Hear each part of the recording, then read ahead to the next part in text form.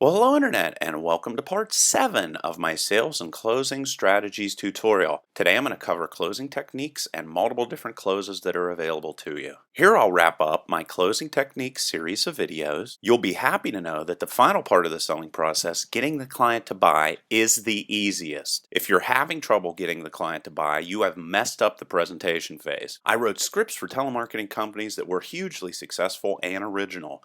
And I'm sure in this tutorial you've learned many tips that you've never seen anywhere else. First, I'm going to cover the assumptive close. This is the most effective close if you get them to affirm positively throughout the presentation. Start out getting them to affirm to smaller decisions and work your way up to the big decision. Joe Girard, the Guinness Book of World Records greatest salesman, said if the client says no, you failed to assume the call throughout the presentation. You must be 100% sold on your product before you can sell it to others. On the other hand, when you are 100% sold, it is extremely easy to sell that product to most anyone. If you don't believe in your product, find one you do believe in and sell it instead. And if you do not follow this advice, good luck ever becoming a good salesperson. You can soften this close by assuming the sale and then follow that up with another soft affirmation question. Here's an example.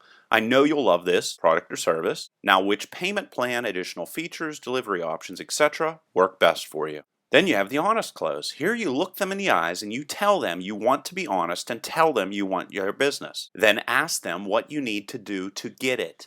And you also might want to be a little bit humorous here to lighten any tension that might erupt. Most people will return your honesty and will tell you what you have to do. Then you have the compromising close. Here you say, I see you see value in this product or service and that the price is the major sticking point, right? You then get them to make a smaller and less expensive purchase that won't allow them to miss the opportunity totally. Another option here is to give the person a maximum of 3 potential offers and ask which works best for them. Never present more than 3 options. In fact, 2 options is normally the best. Have the Ben Franklin close. Ben Franklin used this technique every time he had a decision to make. He'd list out on a piece of paper the positives and negatives to both sides of a decision. Whichever side had the most reasons listed would make his decision for him. Tell your prospects this story and have them go through this exercise. Obviously, get them to affirm that this is a good way to make a decision beforehand. And also with the Ben Franklin close, I used to write all the negatives and then hand the paper to the prospective buyer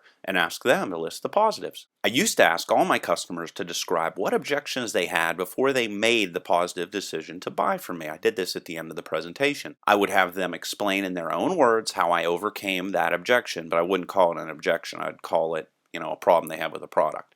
I had all of these testimonials printed in a book, and when I received an objection from new customers, I would just present the testimonials to them. I spent a great deal of my career having old customers sell to new ones. This is really a very easy way to sell to people. Here's a few extra tips. People walk through your doors because they are expecting to buy your product or service. If you operate through walk-in sales calls, if they are listening to you, they are saying they are interested. If they weren't, they would just tell you to leave. And you must remember throughout the call, you should constantly speak as if the person will buy. If you do this, they will start to assume that they'll buy as well. Here's some good phrases you could use.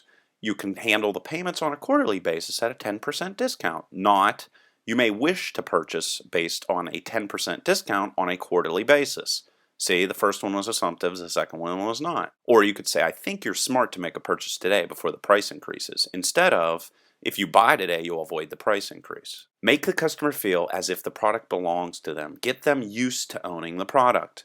Once people feel ownership, closing the sale becomes natural. You can do this by using words such as when instead of if.